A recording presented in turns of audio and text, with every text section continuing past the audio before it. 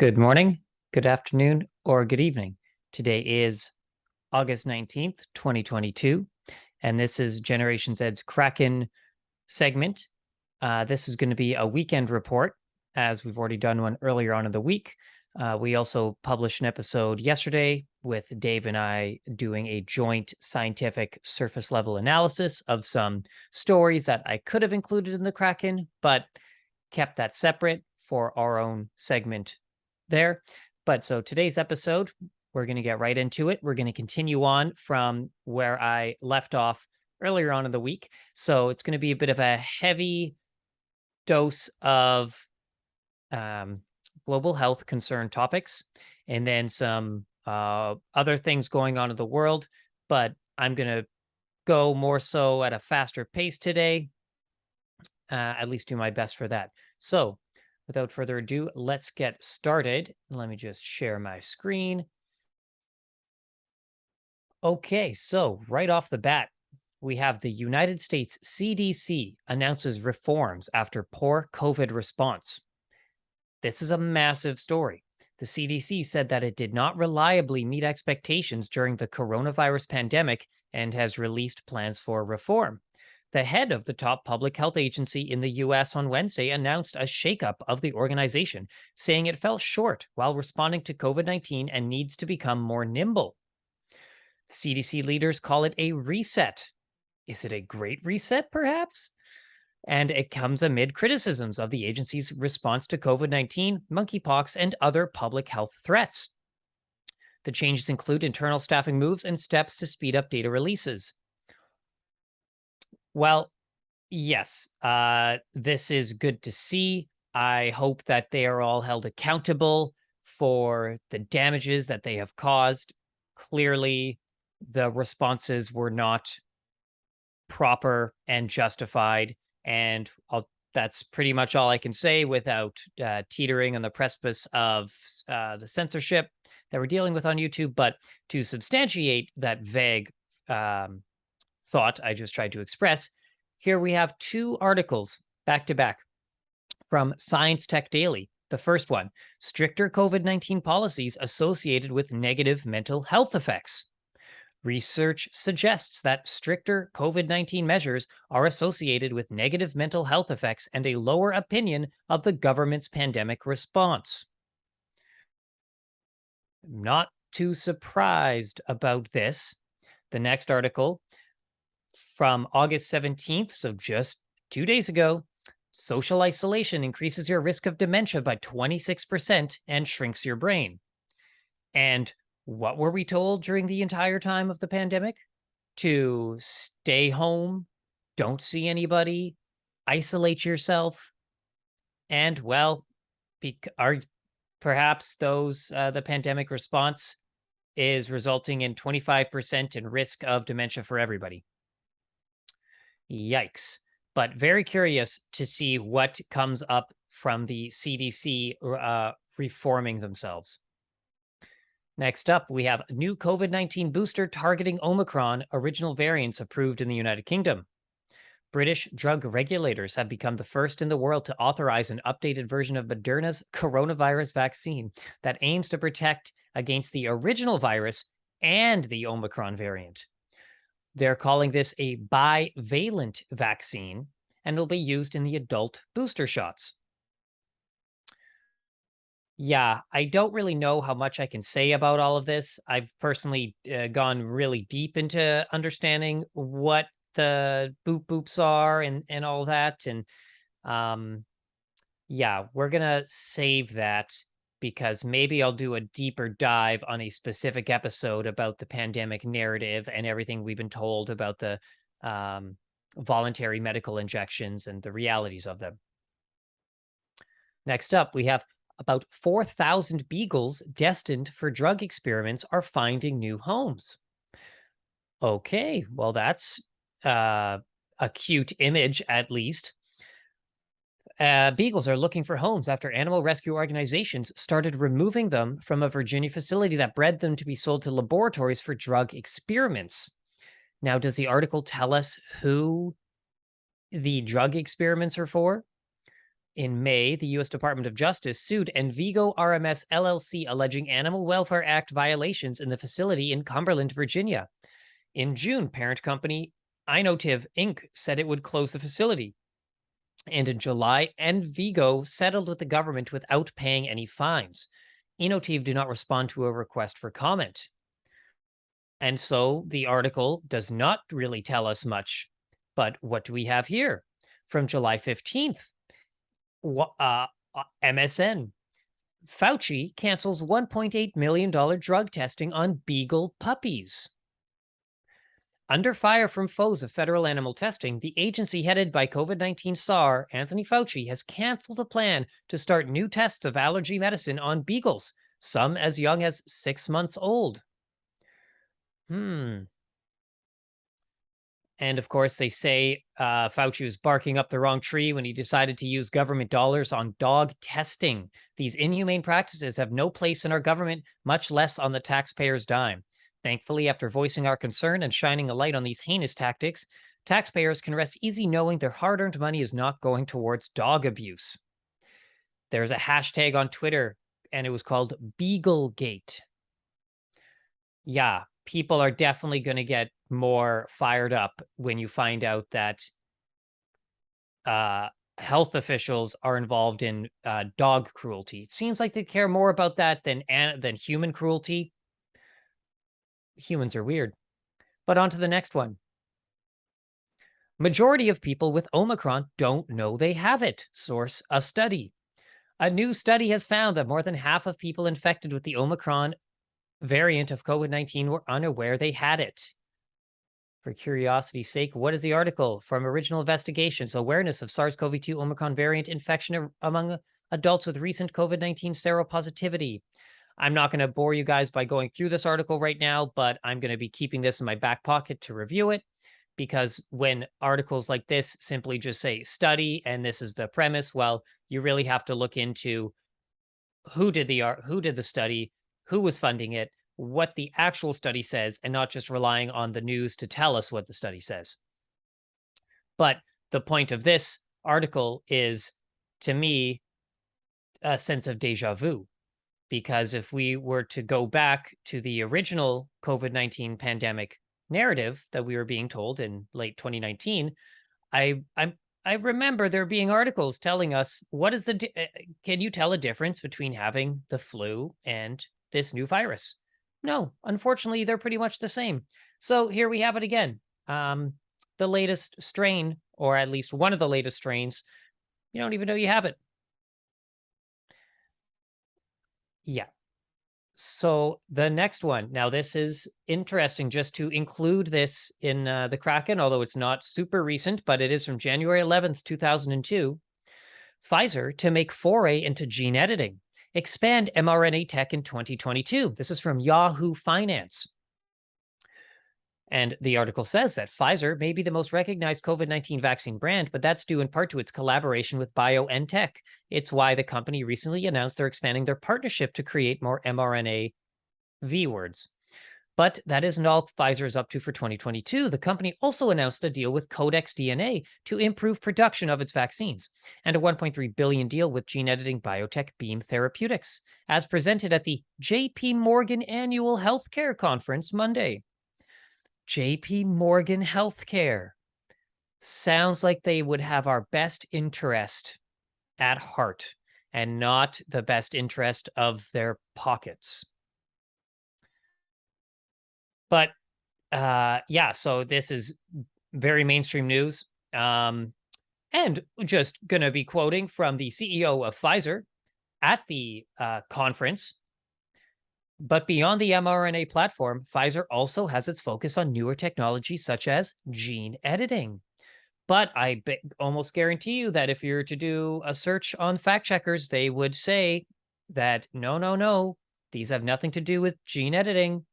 It just happens that the company is also interested in gene editing, but it has nothing to do with the experimental medical injections. On to the next one.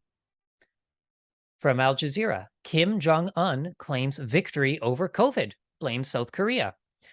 North Korean leader lifts pandemic restrictions as senior officials say death toll of 74 is an unprecedented miracle in world health. That is impressive, I suppose. Presiding over a meeting with healthcare workers and scientists, Kim announced that a victory in the war against the malignant pandemic disease.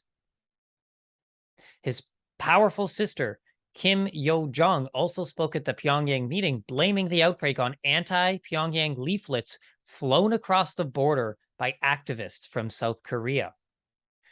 I also, there was an article that we covered previously, maybe a week or two ago, how North Korea was calling it an alien virus. And as we see here, the leaders, the sibling of the leader of North Korea, is blaming it on anti-government leaflets that flew in from South Korea. Now, that's quite the transmission and quite the explanation as well. But good for North Korea. Maybe they just weren't testing people because, you know, little insider secret, if you don't take the tests, you can't test positive. On to the next one. White House announces steps to boost monkeypox vaccine supply. The FDA has issued emergency authorization for a dosage technique that would allow more shots of vaccine per vial. Emergency authorization. Where have we heard that one before? The old EUA, emergency use authorization. So they want to put more shots of the jab in each vial. The United States Food and Drug Administration, a federal health agency, has announced emergency use authorization, the EUA, for a monkeypox vaccination method that could expand the availability of doses. They could increase the vaccine availability by up to 5-fold. That's availability, though. That's not necessarily what is going to be going in the vials. They're not going to increase the doses, but maybe, but I don't think so. But just a reminder for everybody that monkeypox is transmitted through, quote, close, personal, often skin-to-skin contact, according to the CDC, and men who have sex with men have been disproportionately affected by the virus. But health officials have stressed that anybody can be affected. However that works, I honestly don't really know. I do not know how that logic is still floating about, but on to the next one. And I think that we've only got, two more in the CV topic, I know, but just crushing through it, and then we'll get to some more fun stuff. From pandemic heroes to underpaid workers, UK bus drivers revolt. When COVID-19 was raging, they received tokens of gratitude. Now they are offered paltry pay rises as inflation soars. Now, this right off the bat, just the whole concept of we're in this together, and the nurses get completely thrown under the bus, pun intended, especially in Canada, in the United States, especially if you didn't want to take a jab, and then you get fired, and then the government's bring in temporary foreign workers to replace them. And there's also a lot of issues right now with hospital shortages, with not enough staff. People are leaving. The frontline workers feel underappreciated and targeted, and all that. So this extends over to the bus drivers, because they also had to go to work every day wearing a mask and dealing with all of that social distancing and being afraid of catching it on the bus and all that stuff. So, I just want to point out this guy's got a solved Rubik's Cube, and props to him. For those that are only listening, I'm referring to the image that is the headline in this article, featuring striking bus drivers outside the Arriva Northwest office on East Bank Street in Southport of the United Kingdom.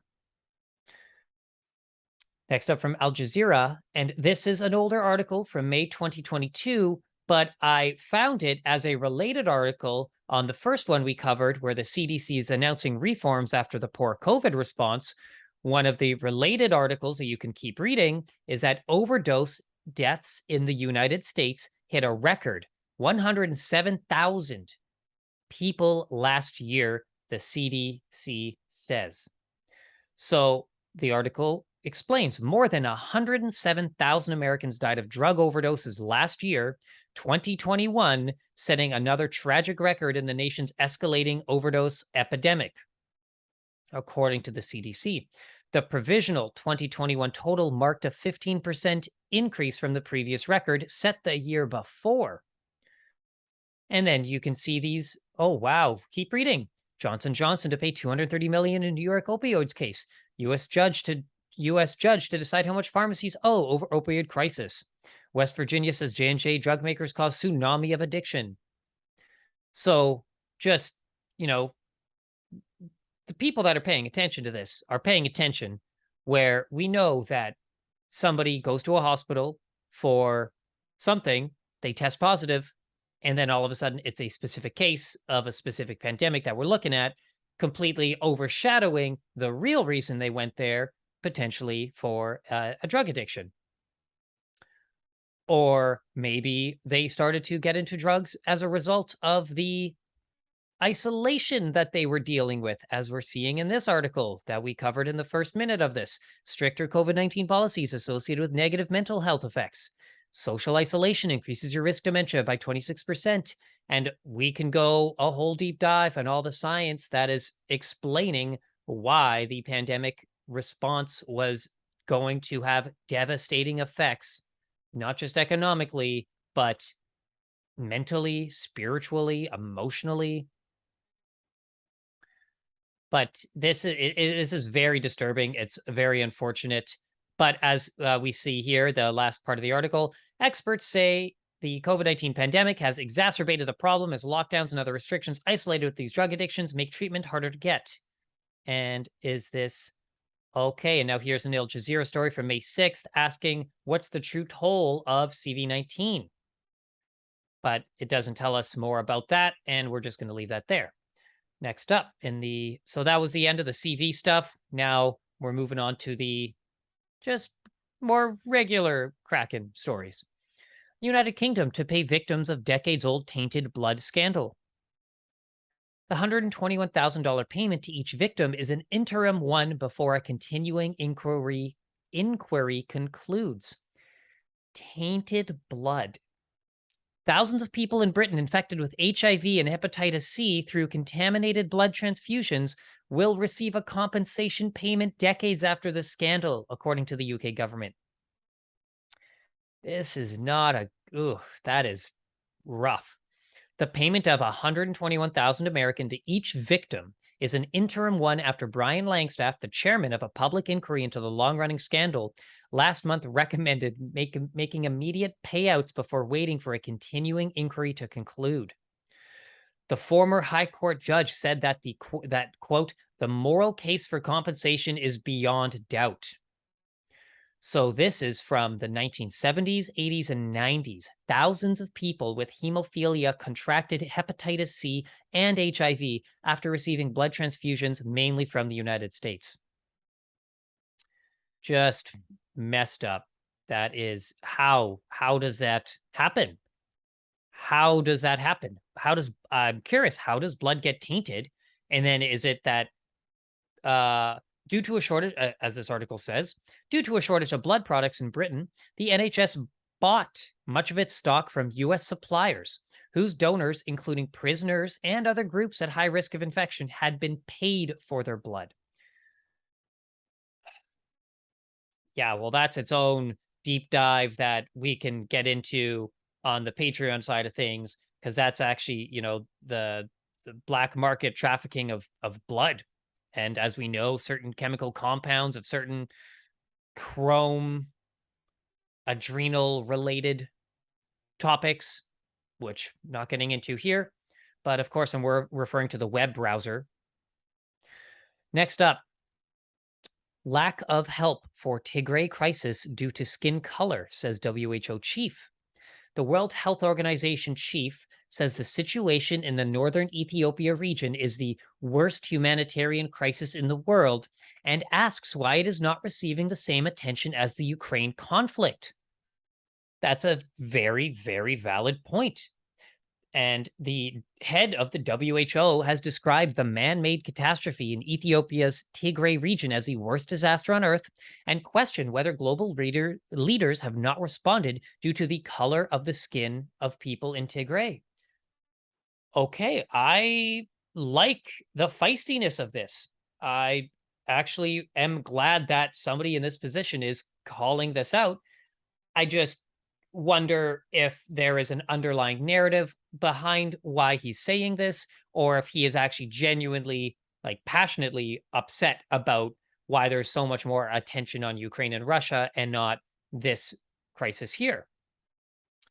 And I mean, I'm not going to do the whole like what about, but there are a lot of other situations that we could also refer to and easily say, well, Ethiopia, but you could also say Yemen, you could say, uh, West Bank and Gaza, etc.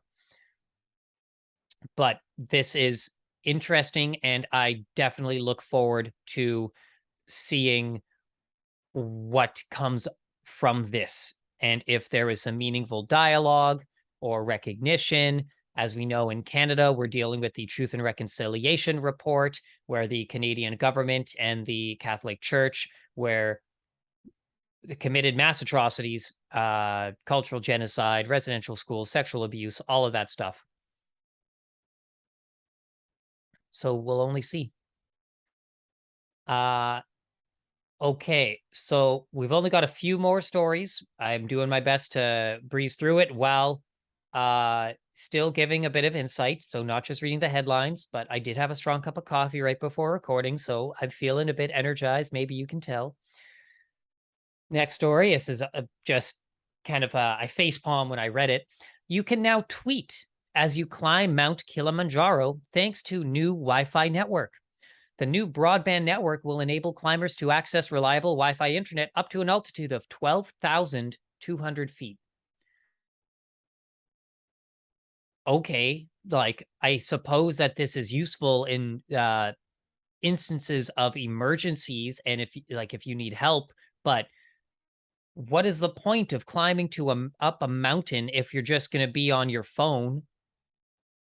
It reminds me of how I went camping about a month and a half ago, and all of the campgrounds were right beside train yards.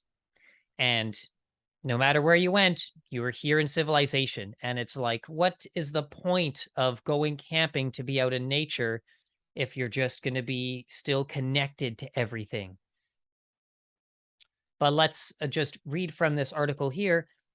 Sam Barker, who heads analytics at UK-based digital technology research firm Juniper Research, said having broadband on the mountain is significantly better than trying to set up a 4G mobile internet network.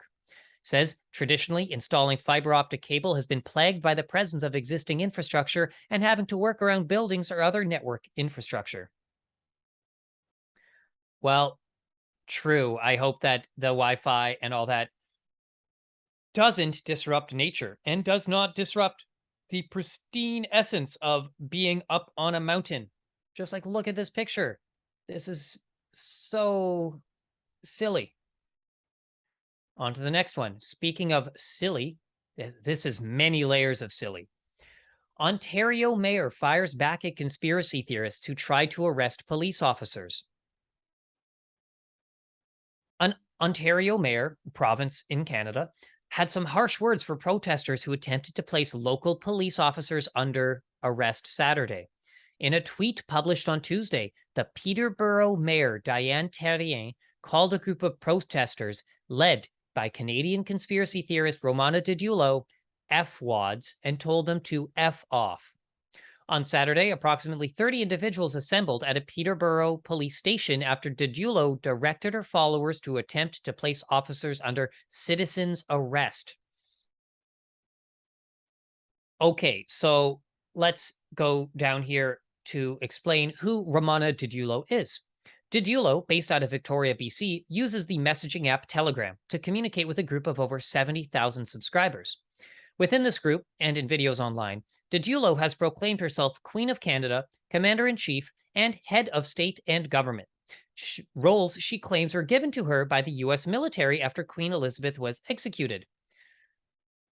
The group is opposed to COVID-19 mandates and during the pandemic, under Didulo's direction, issued fake cease and desist orders to media outlets, politicians, and healthcare workers demanding they stop all health measures related to COVID-19. So the situation with Ramona Didulo is actually, it's fun. And it's on the same tangent of the 17th letter of the alphabet. She essentially, so I personally was auditing the Telegram channel when it first debuted. A friend of mine reached out and be like, "Hey, have you heard about this lady who's saying these things?" And I was like, "No, I hadn't." So I go into the Telegram group and I saw, like, I actually did a thorough, from my own personal standards, a thorough audit of everything that she was saying, everything that she was doing, and I was keeping up to date with it. And it was fascinating, but it felt very off and very strange. And I'm surprised that she is still going on doing this. She does say that she was endorsed by the same people that endorsed Trump. So she essentially, there is some sort of acronym where it's like, I am your Donaldo or something like that, and it was her name, Ramona Didulo, and you add another like 2 or 3 letters to make a phrase. It can be rearranged as the phrase "I am your Donaldo," which is an anagram, and it means that she's essentially the equivalent of Donald Trump for Canada. That's at least what she was going on, and that's just a little bit of a, you know, of surface level explanation of her. I was never passionate about her. I was very intrigued because people doing cease and desist orders taught, and the timing of it.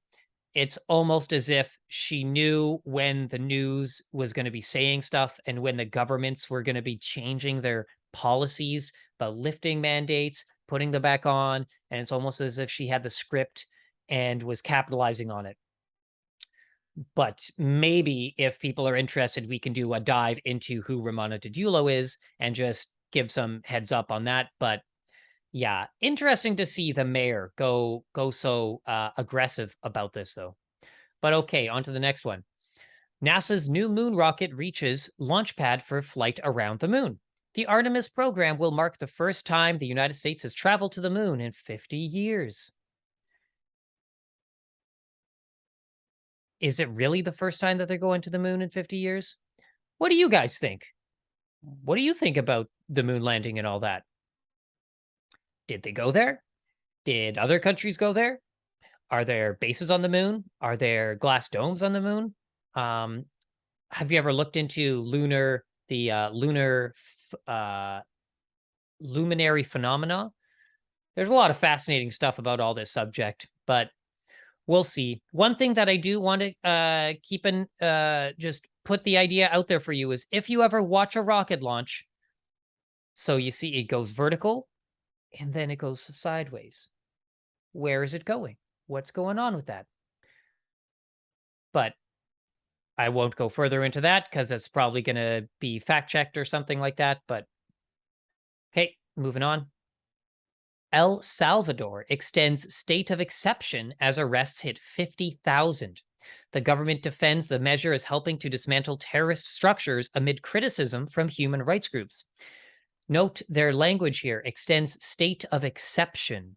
It's not a state of emergency, it's a state of exception.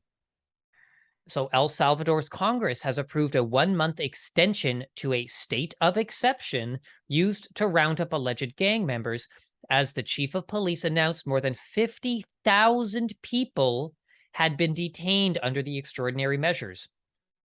50,000 people? This sounds like quite the crackdown. Wow. I'm actually like very surprised. I don't know anything about what's going on in El Salvador, but let's see. President Nayib Bukele's administration imposed the state of exception in late March after dozens of people were killed in a single weekend of gang-related violence, and Bukele has defended the measure as key to tackling terrorists. We have strongly impacted the terrorist structures, Security Minister Gustavo Villatoro said in presenting the extension request to lawmakers. We have witnessed how Salvadorans were able to enjoy the safest vacations in history. 50,000 arrests, though. Okay, and I mean, obviously, we know from how much Dave has done the reporting for us and providing some insight into all of this. You know, the government, how much are they responsible for these the gang violence, the intelligence agencies? This could all be, you know, they could have been responsible for all of this, but now they're actually trying to reverse some of the damage that they've caused or been a part of. We really don't know. We don't have any boots on the ground there, but I'm fascinated and straight up impressed. Okay, maybe I shouldn't say impressed, but maybe that's fine. That is the right word. I am impressed that they have arrested that many people. I don't necessarily know if it's a good thing, but that's a lot. And okay, just before we move on, this last number here, that armed gangs, which have been estimated to count some 70,000 members in their ranks, have terrorized El Salvador for decades, controlling swaths of territory and extorting and killing with impunity. So yeah, there very well could be a very real battle between gangs and the government. When the gangs and the government aren't working together, of course. But on to the final few articles of today's KRAKEN. Thank you so much for being here. And this is a devastating story for Canadians. And I personally am hoping that this is going to be eye-opening to the regular people that don't really pay attention to what's going on, but how such a disturbing concept is seeping into their just regular programming. Advocates say use of NDAs should be banned in sexual misconduct settlements. In the wake of the Hockey Canada scandal, some advocates are calling for the use of non-disclosure agreements to be banned or restricted in settlement agreements in cases involving abuse. University of Windsor law professor Julie McFarlane is one of the founders of the Can't Buy My Silence campaign to end the use of NDAs in abuse cases. She says these agreements have often been used by organizations and companies under the guise of protecting the privacy of the victim. I'm going to agree and look no further than Jeffrey Epstein, the royal family, any other high-profile person, Jimmy Savile, Ghislaine Maxwell, Wexner, all of those people that are involved with these things that, they use these NDAs to protect. So I totally agree here, and I am intrigued to see what develops from this. And like I said, I really do hope that this provides an awakening to a lot of people that mostly pay attention to just sports, regular programming TV, and their job, and don't look more into what's going on. But it is very real and very unfortunate about the sexual abuse situations that are plaguing youth sports, adult sports, and many other industries. Speaking of which, the Vatican shelves sexual assault probe into Cardinal Marc Ouellet. From the Canadian Press, August 18th. There is not enough evidence to open up a formal church investigation into sexual assault allegations against a prominent Quebec cardinal, Pope Francis declared on Thursday. Cardinal Marc Ouellet, an advisor to the Pope, has been accused of sexual misconduct in class action lawsuit filed earlier this week in Quebec Superior Court. A woman identified as F accused the cardinal, once considered a front runner to become Pope, of several incidents of sexual assault between 2008 and 2010, including sliding his hand down her back and touching her buttocks at an event in Quebec City. So let's just, is there anything about NDAs in here? Well, according to court filings, the last communication between Survey and F took place on March 24th, 2021. They wonder why the Holy See waited until 2 days after the allegations were made public to give F an update on the investigation. And there is a class action lawsuit here in which Ouellet is named includes 101 alleged victims who have accused about 88 priests of diocesan staff of sexual assault. So yeah, look no further than the Catholic Church for paying people off to stay quiet when they have experienced some pretty horrific stuff. And the last article we're looking at today is from CTV News. Vladimir Putin revives Stalin era Mother Heroine Award for women with 10 children. Russian President Putin signed a decree on Monday that revived the Soviet era Mother Heroine Award for women with 10 children or more in an apparent attempt to alleviate a demographic crisis in the country. Originally, the honor was introduced by Joseph Stalin after the Second World War when the Soviet population plunged by tens of millions. The award stopped with the collapse of the Soviet Union in 1991. Once it comes back into existence, a payment of 1 million rubles, which is 21,000 Canadian, will be given to Russian mothers since their 10th child turns 1 if all have survived. And according to the latest Rosstat statistics published this summer, Russia's population shrank by an average of 86,000 people per month between January and May. Well, right off the bat, my thoughts are that this is the opposite of a depopulation agenda. So this could be speaking volumes about the geopolitical landscape of the nationalist powers versus the globalist powers. If a leader of the country is deliberately trying to increase the population, that is by definition the opposite of a depopulation agenda, which seems to be resurfacing after we saw the Georgia Guidestones get demolished, because as we know, they straight up said that the ideal population is 500 million. And we are at about 8 billion. So anyway, that is the KRAKEN for today for August 19th. This will probably be published in the next couple of days. But thank you so much for joining us. We really appreciate the support. I will send the links so that they are posted so that you can check out these news articles yourselves. And thank you all for being here. Hope you have a great weekend. See you all soon.